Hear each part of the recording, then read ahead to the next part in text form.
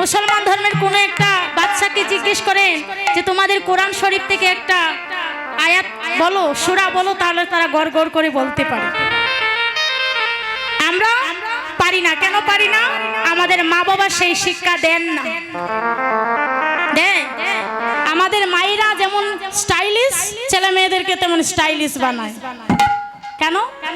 কারণ বাবা এই কৃষ্ণ ভজনে কোনো লাভ নেই, তুমি মাস্টার্স পাস করো, বাহিরে যাও, বড় বড় চাকরি করো, এটাই তোমার জীবন। এই যে গীতা জয়ন্তীর দিনে ভগবান কি করেছিলেন? অর্জুনকে গীতা দান করেছিলেন, আর সেই দিন ছিল মোক্ষদা একাদশী। এই গীতা জয়ন্তীর দিনে আপনাদের করণীয় কি বলে দিই মা। 1 ডিসেম্বর গীতা জয়ন্তী, আর ওই গীতা জয়ন্তীর দিনে আপনাদের কি কি করতে হবে একটু মনোযোগ দিয়ে শুনবেন। এসেছেন তো, কিছুক্ষণ পরে দেখবেন একজন আরেকজনকে ডেকে ডেকে বলছে, অগো শেফালির মাটো যাইগি গাইতাম। হ্যাঁ, তাহলে যখন চলেই যাবেন একটু আমায় সময় দিন, একটু শুনে যান। ওই গীতা জয়ন্তীর দিনে গীতা দান করতে হয়। অন্নদানী শতফল, বস্ত্রদানী সহস্রফল, আর গীতা দানী অনন্ত ফল। হরি বল, হরি বল। এই জগতের মধ্যে যেজন্য জ্ঞান দান করে তার থেকে বড় দান হতে পারে না। যারা যারা গীতা পাঠ করেন তাদের চরণেও প্রণাম, যারা করেন না তাদের চরণে ডবল প্রণাম। আজ থেকে আপনারা গীতা পাঠ যদি না করতে পারেন, ঘরে যদি ছেলে মেয়ে থাকে তাদেরকে বলবেন যদি সংস্কৃত না পারে বাংলা অনুবাদে যেন তারা পড়ে। কারণ এই জগতে যত জ্ঞান আছে সবার থেকে বড় জ্ঞান এই গীতার মধ্যে পাওয়া যায়। যারা যারা সায়েন্স পড়ে, যারা যারা বৈজ্ঞানিক আছে, তারা পর্যন্ত আমাদের শ্রীমদ্ ভগবত গীতা খুঁজে এই গীতার মধ্যে আসলেই জ্ঞান আছে কিনা। বলে ভগবান যে মুখ থেকে যে বাণী বাহির করেছেন সেই বাণী হচ্ছে শ্রীমদ্ ভগবত গীতা। শ্রীমদ্ ভগবত গীতা যেজন পাঠ করে এবং শুনে, ভগবান বলছেন তার সকল কর্ম যত পাপ থাকুক না কেন সব পাপ তিনি নাশ করেন। তাই গীতা জয়ন্তীর দিনে সবাই কৃপা করে চরণ ধরে বলি মা একটু গীতা পাঠ করবেন। যদি না পারেন তাহলে শুনবেন, না হয় বাহির থেকে কোনো বৈষ্ণব এনে ওই দিন গীতা পাঠ শুনবেন। কারণ ওই গীতা জয়ন্তীর দিনে ভগবান সেদিন অর্জুনকে গীতা দান করেছিল। ভগবান কি গুরু রূপে স্বীকার করেছিলেন অর্জুন। গীতা পাঠ করলেই গীতার মাহাত্ম্য পাঠ করতে হয়। আমরা অনেকেই জানি না যে গীতা পাঠ কিভাবে শুরু করতে হয়, শেষ করতে হয়। যারা যারা গুরুচরণ আশ্রিত হয়েছেন গুরুদেবকে বলবেন যেন এই গীতা পাঠটা বলে দেন। কারণ মায়েরা, যদি আপনারা আপনাদের সন্তানকে শিক্ষা না দেন তাহলে কখনো আপনার সন্তান শিখতে পারবে না। আর এই কলির যুগের যে অবস্থা, এই যুগের মেয়েরা বাবা যে স্টাইলিশ দেখতে হয় অতটা ভক্তি জানে না। ভক্তি কি ভজন কি সেটা জানে না, তারা জানে কি করে স্টাইল করতে হয়। অনেক মেয়েরা আছে দেখো, দেখতে খুব সুন্দর কিন্তু কেউ তিলকি দিয়ে আসেনি। কেন আসেনি? তিলকি দিলে তাদের ফ্যাশন নষ্ট হয়ে যাবে। অনেক ছেলেরা কীর্তনে আসে, তিলকি দিয়ে আসে না, তাদের দিকে মেয়েরা তাকাবে না। হ্যাঁ, এটাই স্বাভাবিক। কিন্তু ভগবান বলছে এটা ভজনের জায়গা, এখানে তোমার সৌন্দর্য দেখাবার জিনিস নয়। তুমি ভজন করতে এসেছো, তোমার কপালে তিলকি দিয়ে আসতে হবে। আর এই শিক্ষাটা দিতে হয় মায়েদেরকে। কারণ মা যদি সন্তানকে শিক্ষা না দেয় তাহলে সন্তান শিক্ষা পাবে না। আজকে এই যে এখানে দাঁড়িয়েছি, আমিও ছোটবেলা থেকে কীর্তন শুনতে যেতাম, মায়ের হাত ধরে যেতাম। তখন মনে মনে মহাপ্রভুকে বলতাম, দয়াময় ওই জায়গায় কি আমি একদিন দাঁড়াতে পারবো? বলেছিলাম, হয়তো সেই প্রভু আমার সেই কথা রেখেছে। মাগো কৃষ্ণ ভজনে আসতে গেলে কিন্তু অনেক কষ্ট সইতে হয়, আর যেজন এই কষ্ট সইতে পারে সে একদিন অনাদির আদি গোবিন্দকে লাভ করতে পারে। নিতাই গৌর হরি হরি বল। তাই এই যে এই কথাগুলো বলার কারণ কি, কীর্তন তো সবাই গায় মা, সবাই জানি অমা ওই মা শোনো দুঃখের বিবরণ, দুঃখের বিবরণ গাইতে গাইতে শেষ, কিন্তু সমাজ আমাদের পরিবর্তন হচ্ছে না। এমন এমন জায়গায় আছে মা নিরামিষ কি জানে না। একটা জায়গায় কীর্তনে গিয়েছি মা, এখন তারা ওই সরস্বতী পূজা উপলক্ষে তারা 7টার ভেতরে, এমন আমার ক্যামেরায় তো আমার বেরোসা দেয় কেন জানো, ভক্তরা এদিকে ক্যামেরা এদিকে, এখন আমি গাইবো কোন দিকে বাবা? হ্যাঁ, তো ভক্তদের দিকে না তাকালে ক্যামেরার দিকে তাকালেও হবে না, আমার ভক্তদের দিকে তাকাতে হবে। তাহলে ওই নিরামিষকে চিনে না, বলে 7টার ভিতরে পূজা শেষ হয়ে গেছে, আবার সবাই মাংস রান্না করেছে। এখন আমরা গিয়েছি দুপুর 1টার সময় কীর্তন করতে, ওরা বলছে এইগুলো সেবা করো, বলে আমরা এইগুলো সেবা করি না। আমি সেবা করলেই আমাদের কীর্তন গাওয়া হবে না, মহাপ্রভু ওইখানেই গলা কেটে রাখবে। নিরামিষ সেবা করতে হবে, আজ থেকে সবাইকে একটু একটু করে নিরামিষ সেবা করতে হবে। যেমন কার্তিক মাস চলে গেছে, অনেকের আবার মনের স্বাদ নেই, আহারে এই 1 মাস কি করে যে কাটালাম। আবার যারা ভক্তি জগতে আছে তারা বলছে না, এই 1 মাসটা ভগবানের জন্য কাটিয়েছি, ভালোই লেগেছে। তাহলে শুধু কৃষ্ণ নামে কাঁদলে হবে না মা, আর কীর্তনে আসলে হবে না, আচরণ করতে হবে। সারা জীবন যদি এভাবে কৃষ্ণ নাম শুনি আর কাঁদি তাহলে হবে না, একটু ভগবানের ভজন করতে হবে। যেমন আজকে শনিবার, আজকে শনিবার তো, কালকে রবিবার, যে ভগবান যে গীতা দান করেছিলেন ওই দিনও রবিবার ছিল। এবং এই পৃথিবী বিশ্ব ব্রহ্মাণ্ড যেদিন সৃষ্টি হয়েছিল সেই বারের নামও ছিল রবিবার। প্রত্যেক ধর্মের মধ্যে দেখবেন, ইসলাম ধর্মের মধ্যে শুক্রবার তাদের শ্রেষ্ঠ দিন, তেমনি আমাদের সনাতন ধর্মে রবিবার হচ্ছে শ্রেষ্ঠ দিন। তাই রবিবারে সবাই নিরামিষ আহার করবেন। আর অনেকে আমাদের ছেলে মেয়েরা আছে যারা স্কুলে পড়ালেখা করে, কণ্ঠে মালা দেয় না। কারা কারা মালা, এই দেখো একটা বসেছে আবার আমার সামনে, এই যে আরেকজন বসেছেন, বাহ দেখতে স্মার্টই লাগছে। আহা, অনেকে এখন গলা ডাকছে, লজ্জা পাচ্ছে।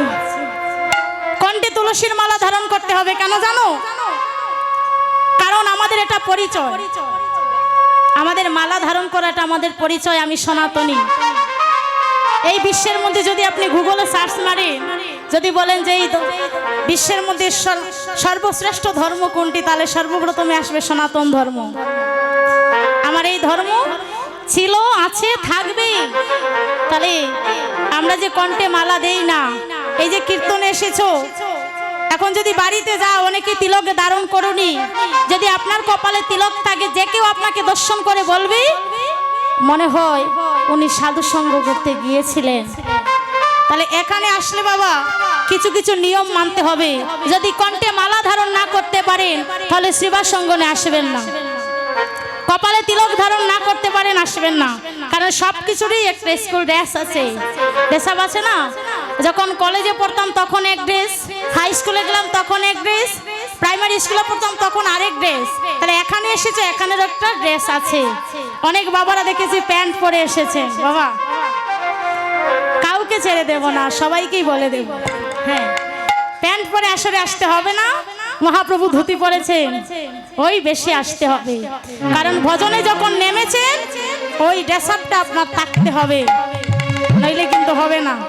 যারা যারা কণ্ঠে মালা পরিধান করো না, ভগবান বলছে যে ভক্তের কণ্ঠে তুলসী মালা থাকে সেই ভক্ত কখনো নরকে যায় না।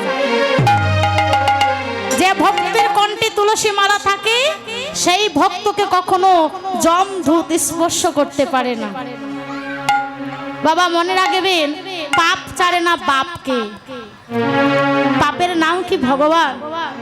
ভগবান কি পাপ ছাড়েনি। আর ভগবানের বাবার নাম কি?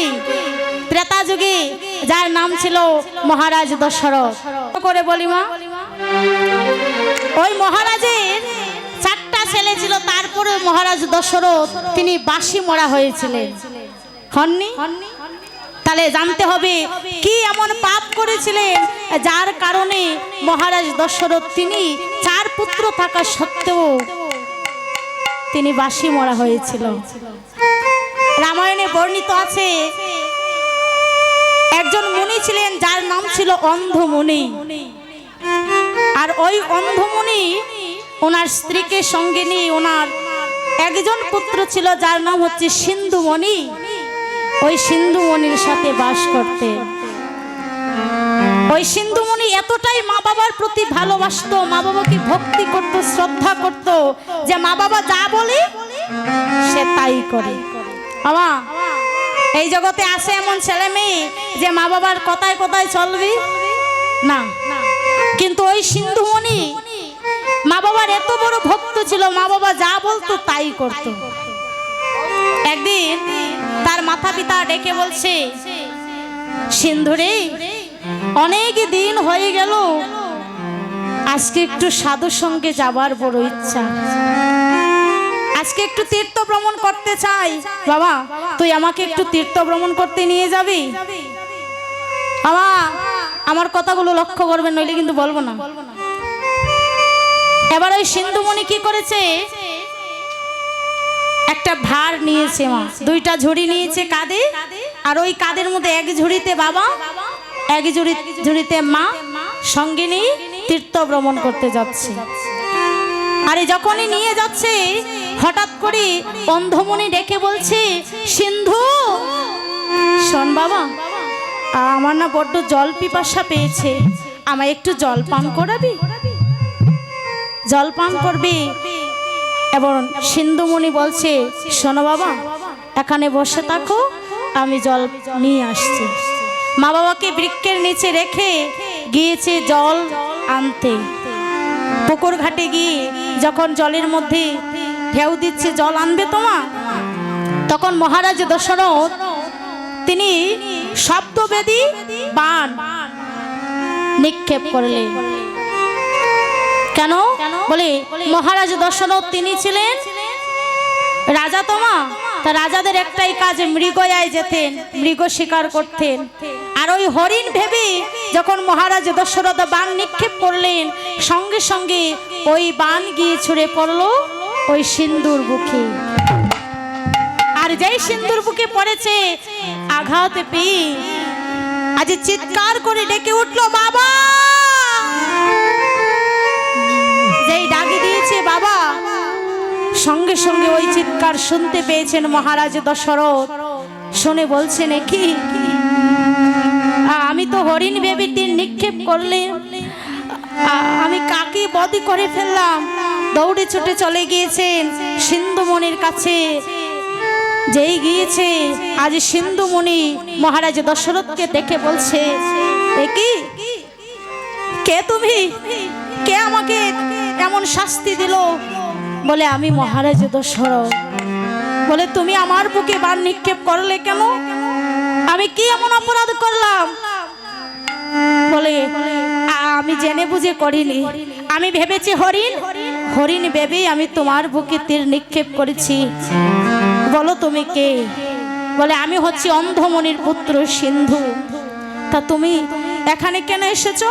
বলে, আমি আমার মা বাবাকে জল পান করাতে চাই। তুমি গিয়ে আমার ওই মা বাবাকে জল পান করাবে? আমার মা বাবা ছাড়া এই জগতে আমার কেউ নাই। মহারাজ দশরথ বলছে, ঠিক আছে, আমি তোমার মা বাবাকে জল পান করাবো। আর যেই এই কথা বলেছে, সঙ্গে সঙ্গে ওই সিন্ধুমণি মারা গেছে। আর যেই মারা গেছে, এবার ওই মহারাজ দশরথ জল হাতে নিয়ে চলে গিয়েছে অন্ধমণির কাছে। গিয়ে দেখে বলছে, হে মণিবর, আপনি জল পান করো।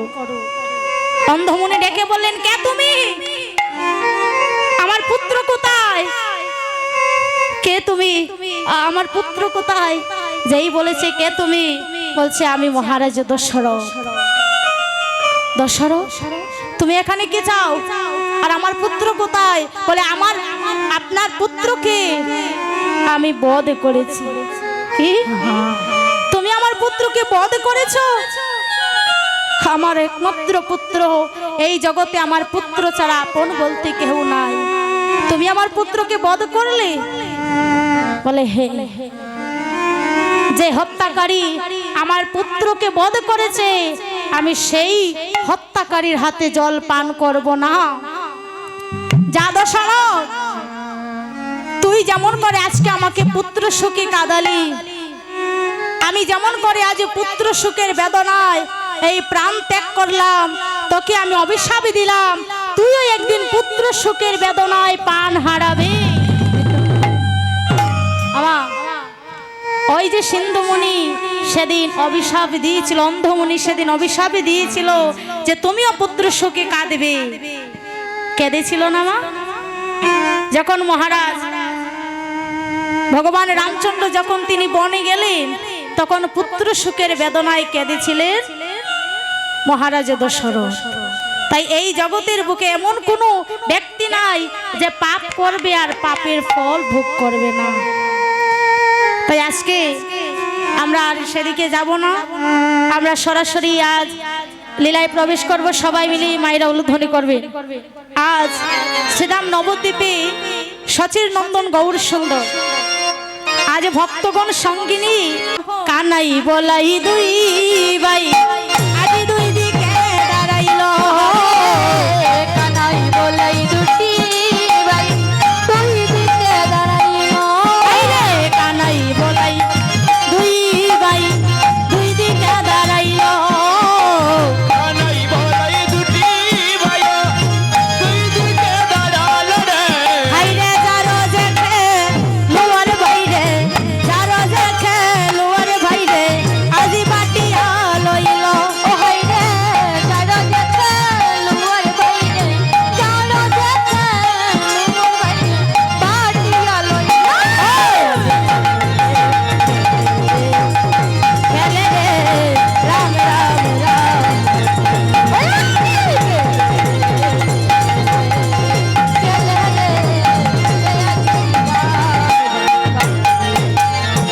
কি করেছে? কানাই বলাই দুই ভাই দুই দিকে দাঁড়িয়েছে। এবার বলরাম বলছে, কারা কারা আমার পক্ষে থাকবো, আমার দিকে চলে আসো। সকলে রাখালগণ চলে গিয়েছে আজ বলরামের পক্ষে। আর যখন বলছে কৃষ্ণ, যখন বলছে কারা কারা আমার পক্ষে থাকবে আসো, কৃষ্ণের পক্ষে কেউ গেল না। কেন? কৃষ্ণ তো ছোট, যদি খেলায় হেরে যায় তাহলে বলরাম এত মোটা সোটা ওরে কুলে নিবে কেমনে? কি করেছে? সবাই চলে গিয়েছে বলরামের পক্ষে, আর কৃষ্ণের পক্ষে একজন, যার নাম হচ্ছে শ্রীধাম। মনে থাকবে মা? কৃষ্ণের পক্ষে কে? ধাম। কৃষ্ণের পক্ষে কে? কৃষ্ণের পক্ষে কে? একজন, যার নাম হচ্ছে শ্রীরাম। শ্রীরাম যখন কৃষ্ণের পক্ষে রইল, আর সকল রাখালগণ চলে গিয়েছে বলরামের পক্ষে, এবার সুবলও চলে গেছে বলরামের পক্ষে। সুবল বলরামের পক্ষে গিয়ে আনন্দ আত্মহারায় নৃত্য করছে। কেন? বলে আমরা আজকে বলরামের পক্ষে এসেছি, বলরামের পক্ষের খেলোয়াড় বেশি, তাহলে বলরাম জয়ী হবে না? কি বাবা, যার পক্ষে লোক বেশি থাকবে সেই তো জয়ী হবে। এবার বলরামের পক্ষে যখন সুবল গেল, সুবল আনন্দে আত্মহারা হয়ে নৃত্য করছে। শ্রীরাম তখন ডেকে বলছে, আরে ও সুবল, আজকের খেলার হার জিত নিয়ে কি তোর কোনো ভয় নেই? বলে না, আজকের এই খেলায় যদি আমরা জয়ী হই, তাহলে আমরা কৃষ্ণকে কাঁধে নেব, কৃষ্ণ অঙ্গ গন্ধ পাবো। আর যদি হেরে যাই, তাহলেও কৃষ্ণকে কাঁধে নেব, কৃষ্ণ অঙ্গ গন্ধ পাবো। আর যদি জয়ী হই, কৃষ্ণকে কাঁধে নেব। বলছে শোনো, আমরা হারলেও ভালো, আরে জিতলেও ভালো। আমরা হারিলে ভালো গো, জিতিলে ভালো। ওই আমরা হারলেও ভালো, আরে জিতলেও ভালো। হারিলে ভালো গো, জিতিলে ভালো। ওই আমরা কৃষ্ণ অঙ্গ হরি হরি অঙ্গ গন্ধ পাবো।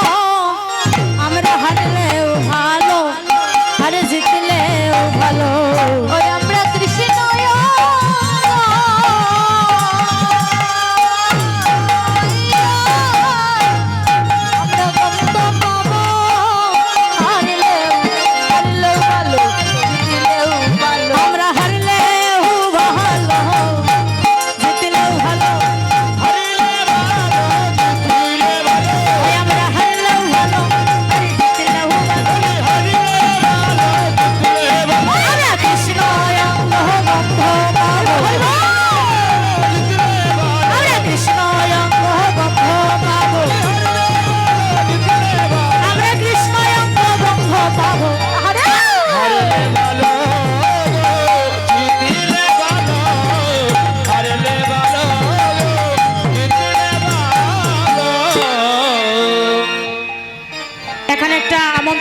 এসেছে শ্রী শ্রী তারক ব্রহ্ম হরিনাম লীলা সংকীর্তন মহোৎসব উৎসবঙ্গ স্বর্গীয় নির্মলেন্দু রায় নিম মহাশয়ের বাড়ি হরিহরপুর গৌরীশঙ্কর কোলাউড়া মৌলভীবাজার 10, 11, 12 অগ্রহায়ণ 1432 বাংলা 27, 28, 29 নভেম্বর 2025 ইংরেজি বৃহস্পতি শুক্র শনিবার।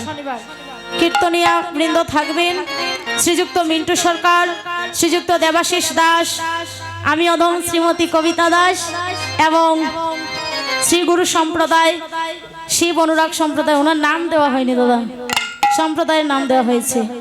কৃপা করে সবাই যাবেন এবং চরণধুলা দান করে হরিবল।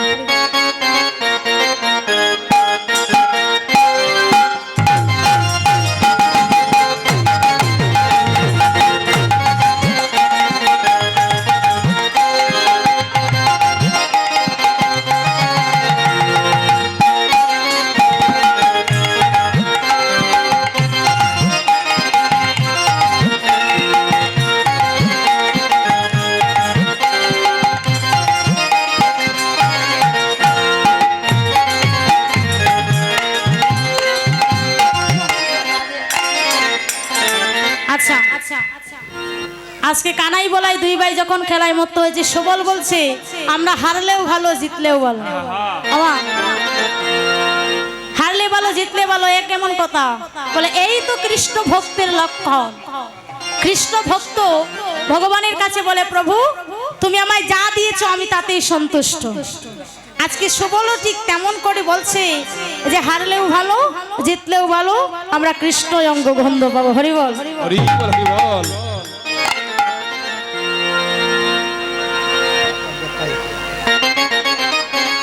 আজকে খেলা যখন আরম্ভ হয়েছে, আমা বৃন্দাবনের মধ্যে রাধারানীর মতো দেখতে একজন ভক্ত আছে, তার নাম কি আপনারা জানেন? কে কি? বৃন্দা হয় সুবল, রাধে রাধে। এখন যেই গোবিন্দ খেলা করতে করতে সুবলের দিকে তাকিয়েছে, যেই সুবলের দিকে তাকিয়েছে অমনি রাধারানীর কথা মনে পড়ে গিয়েছে। আর যেই রাধারানীর কথা মনে পড়ে গিয়েছে আজকে ওনার খেলায় মন নেই, তাই বলছে সুবলের মুখ হেরি ও হাইরা সুবলের মুখ হেরি রাধা রাধা রব হরি রে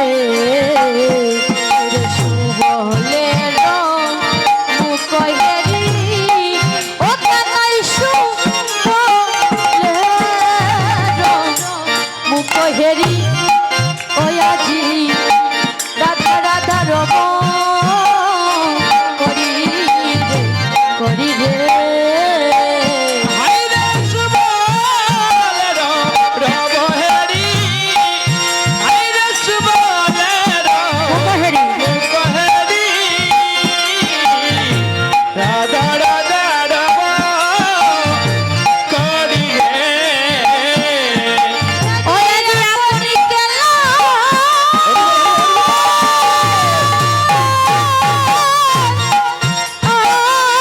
হরি লঙ্কা রে হাইরে আপনি কেলা হরি আজি আপনি খেলা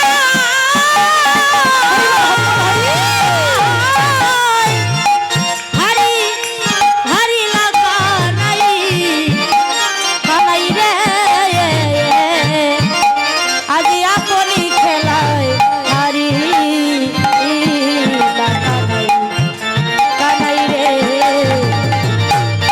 আজি আপনি খেলা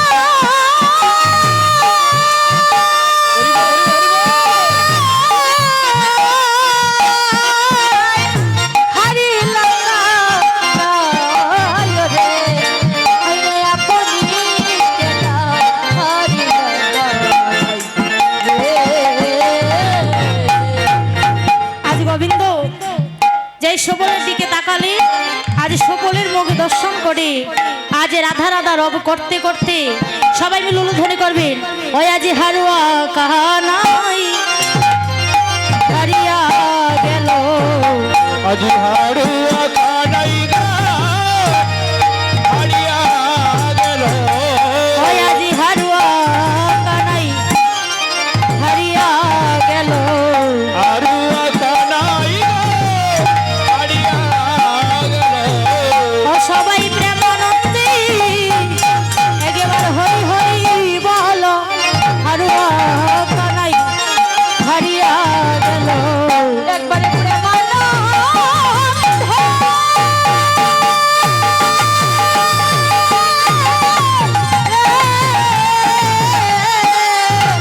হরি হরি বলো হারুয়া কানাই হারিয়া আজি হারুয়া কানাই হারিয়া গেল আজি হাড়ুয়া কানাই হারিয়া গেল আজি হারুয়া কানাই হারিয়া গেল কানাই হারিয়া গেল সবাই কেমন হরি হরি হরি হরি কানাই হারিয়া গেল সবাই প্রেমানন্দে হরি বলো কানাই হারিয়া গেল সবাই প্রেমানন্দে হরি বলো হাড়ুয়া কানাই গো হারিয়া গেল হাড়ুয়া কানাই গো হারিয়া গেল মায়েরা যারা পেছনে বসে আছেন সামনে এগিয়ে বসুন, জায়গা আছে, এগিয়ে বসো মা, সবাই সামনে এগিয়ে বসুন। আজকে গোবিন্দ খেলায় হেরে গিয়েছে, তাহলে মায়েরা কারা কারা কৃষ্ণের পক্ষে ছিলেন এবার হাত তুলুন দেখি। তাহলে কৃষ্ণ আজকে খেলায় হেরে গিয়েছে। আরে যেই খেলায় হেরে গিয়েছে ভগবান কি পারতো না মা এই খেলায় জয়ী হতো? ভগবান বলছেন আমি যদি এক বাহু দিয়ে খেলি আমাকে পরাজিত করার মতো শক্তি এই জগতের কারো নাই, কিন্তু আমি ভক্ত বড় ভালোবাসি। আজকে যদি আমি ভক্তদেরকে পরাজিত করে আমি জয়ী হই তাহলে আমার ভক্তরা কষ্ট পাবে, তাই আমি ভক্তদেরকে জয়ী করে নিজে হেরে গেলাম। তিনি যখন খেলায় হেরে গেলেন সবাই ডাকছে হারুয়া কানাই কি, হারুয়া কানাই কি, সবাই হারুয়া কানাই বলে ডাকছে। এমন সময় বলরাম ডেকে বলছে কানাই খেলায় যখন হেরে গেলি এবার তুই আমায় কাঁধে নে, কারণ প্রতিজ্ঞা করেছিলি যদি খেলায় হেরে যাস তুই আমায় কাঁধে নিবি। তাই ডেকে বলছে ও তুই নেড়ে আমায় কাঁধে তুলিয়া, ও তুই নেড়ে আমায় রে কাঁধে তুলিয়া ওই ওরে বিলম্ব আর, আরে প্রাণে সয় না, ও তুই নেড়ে আমায় কাঁধে তুলিয়া। ওরে বিলম্বয়া রে প্রাণে সয়না নেড়ে সিধা আমায় কাঁধে করিয়া ও তুই নেড়ে আমায়, আমায় কাঁধে তুলিয়া, ও তুই নেড়ে আমায় কাঁধে করিয়া ও তুই নেড়ে আমায় কাঁধে তুলিয়া। নেড়ে আমায় কাঁধে করিয়া ওরে বিলম্ব আরে প্রাণে সহে না, কাঁধে করিয়া ওরে বিলম্ব আরে প্রাণে সহে না, কাঁধে করিয়া ওরে বিলম্ব আরে প্রাণে সহে না। নেড়ে সিধা আমায় কাঁধে করিয়া নেড়ে সিধা আমায় কাঁধে করিয়া আমায়রা যেই গোবিন্দ আজ খেলায় হেরে গিয়েছেন বলরাম ডেকে বলছে কানাই তুই আমায় কাঁধে তুল। তখন ভগবানের পক্ষে একজন ভক্ত ছিল যার নামটা আগে বলেছিলাম, নাম কি বলেছিলাম আমায়রা? ভগবানের পক্ষে একজন ভক্ত ছিল, নাম কি বলেছিলাম? শ্রীরাম। ভেরি গুড, আজকে মনে আছে দেখছি। আজকে বলছে শ্রীরাম ডেকে বলছে দাদা আমি তো কৃষ্ণের পক্ষে ছিলাম, তুমি তো দাদা বলরাম, তুমি বড় হয়ে যদি ছোট ভাইয়ের কাঁধে উঠো তাহলে কানাইয়ের কষ্ট হবে, তাই বলছি তুমি আজকে কানাইয়ের কাঁধে না উঠে তুমি আজ আমার কাঁধে উঠো। তাই কি করেছে কৃষ্ণের বদলে শ্রীরাম কাঁধে নিয়েছে বলরামকে, আজানের তাই আজ কি করেছে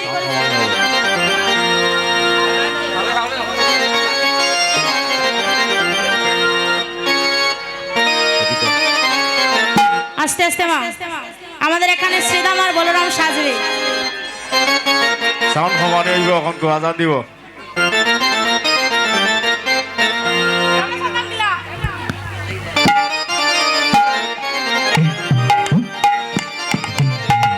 আচ্ছা আচ্ছা ওই আজি শ্রীদাম লাইয় লইয়া ও হাইরা শ্রীদাম লাইয় লইয়া ও হাইরে চলিতে না পারে দাইয়া রে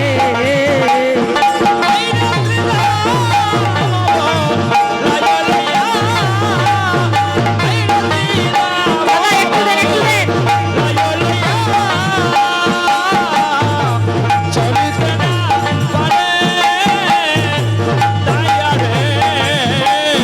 ওই আজি ধীরে ধীরে চলে শ্রীদাম ভাই ওরে ওই আজি ধীরে ধীরে চলে রে শ্রীদাম ভাই ভাই রে ধীরে ধীরে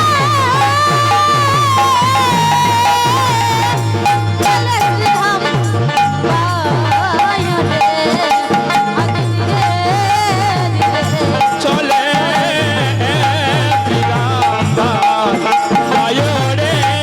ওই আজি ধীরে ধীরে যাই রে শ্রীদাম ধীরে ধীরে জয় রে আজি ধীরে ধীরে যাই রে শ্রীদাম ধীরে ধীরে গো জয় রে শ্রীরাম আজি বলাই বাইরে কাঁদে নিয়া আজি ধীরে ধীরে যাই রে শ্রীরাম বলাই বাইরে গো কারনিয়া ধীরে ধীরে জয় রে শ্রীরাম হাইরে বলাই লই ইয়া কাঁদে ও হাইরে বলাই লই ইয়া কাঁদে ও হাইরে আজি বসন আটিয়া কাঁদে গো ও হায়রে বলালো ইয়া কাদে হায়রে বলালো ইয়া কাদে বসন বাদিয়া জানে গো ওই আজি সমজল ধারা বহে অঙ্গে রে আজি আজি সমজল ধারা বহে অঙ্গে রে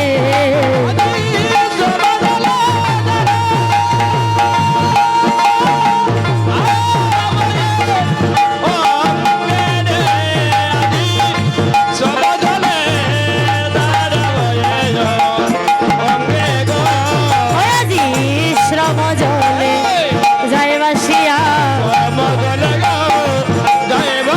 আজি বলাই বাইরে কাঁদে নিয়া আজি শ্রমজলে যায় বাসিয়া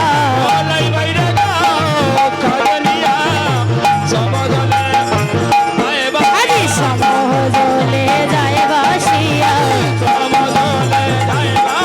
আজি বলাই বাইরে কাঁদে নিয়া আজি বলাই বাইরে কাঁদে নিয়া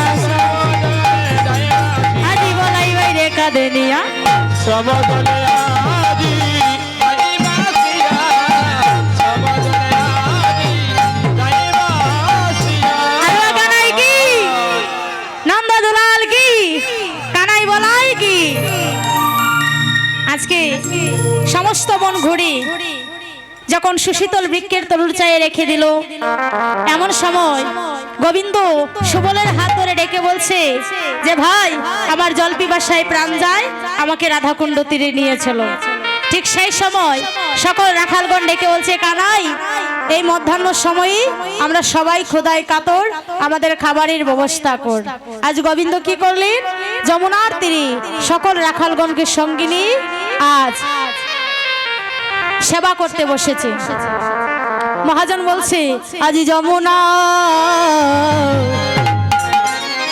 যমুনা তুলিলে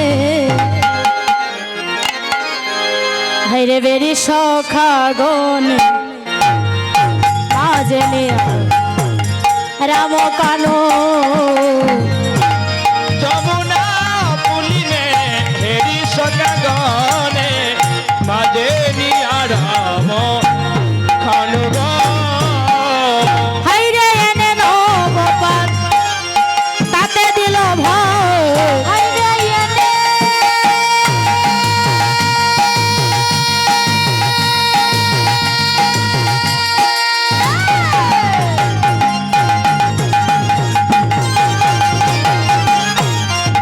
ও হাইরে এনে নবপাত তাতে দিলে ভাই জলভরে সিংহা বেনু গো জলভরে সিংহা বেনু আরে জল ভরে সিংহাবে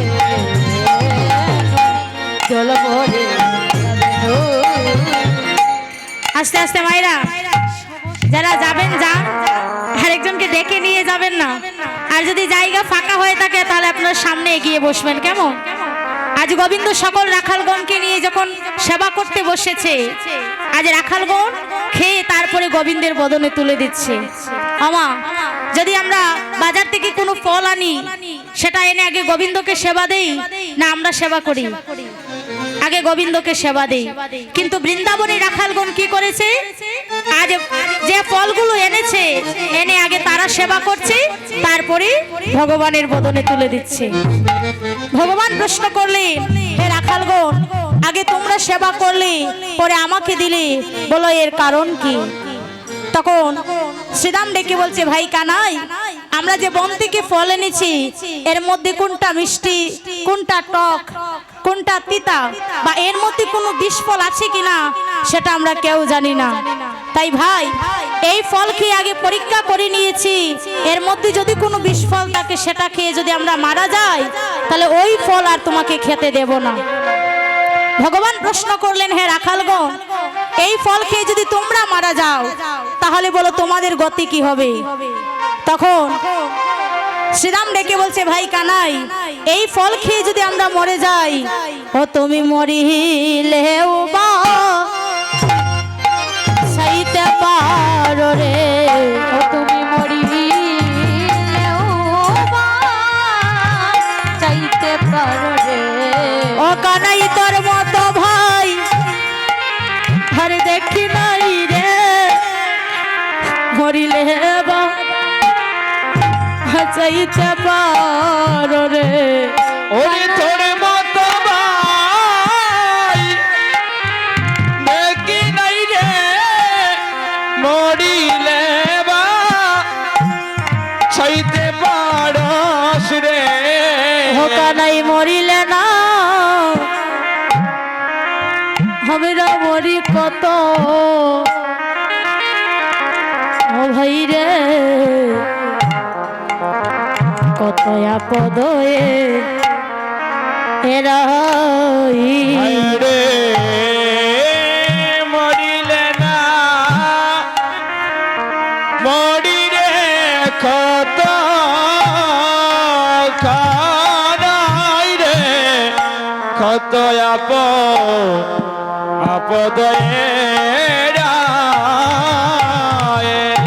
ভাইরা এই জগতে যাদের ভাই আছে সে জানে ভাইয়ের বেদন আর যে জন ভাই হারিয়েছে সে জানে হারানোর বেদন আজ কানাই বলাই শ্রীরাম সবাই কানাইকে এতটাই ভালোবাসে যে আজ বলছে এই ফল খেয়ে যদি তুমি মারা যাও তোমার মতো ভাই আমি পাবো না অনেকেই জানেন মা আমি যখন কীর্তন করি আমার সাথে আমার ছোট ভাই থাকে ওর পিএসসি পরীক্ষা 5 এ পড়ি সেই জন্য আসতে পারিনি সবাই আশীর্বাদ করবেন আমার ভাইয়ের পরীক্ষা যেন ভালো হয় গেছেবার যখন আমি কীর্তন করতে এসেছিলাম ও কিন্তু আমার সাথেই ছিল তাই এই যে আজকে ভাইয়ের বেদন ভগবান শিক্ষা দেবার জন্য আজ লীলা ধরেছে আজ ডেকে বলছে ভাই ওরে ভাই জানে ভাই রে ভাইর বেদন ও ভাই রে আর জানিবে কে হায় রে বয়ে জানে ভাইয়ে জানে রে আমার ভাইয়েরই বেদন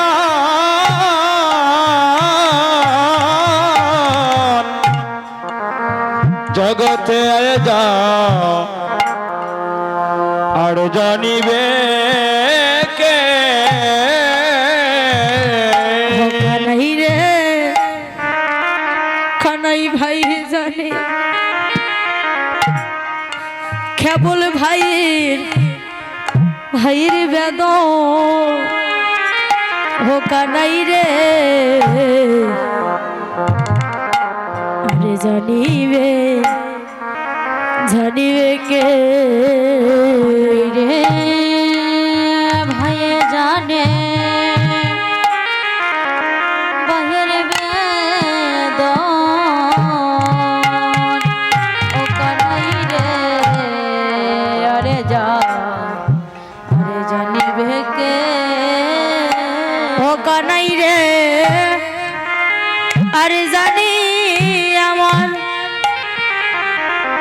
আমার দুঃখিনী মায় জামাই গর্বে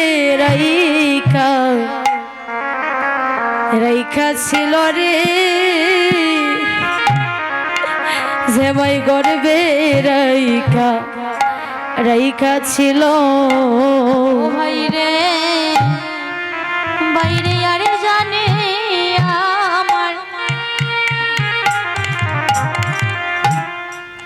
আমার দক্ষিণে মা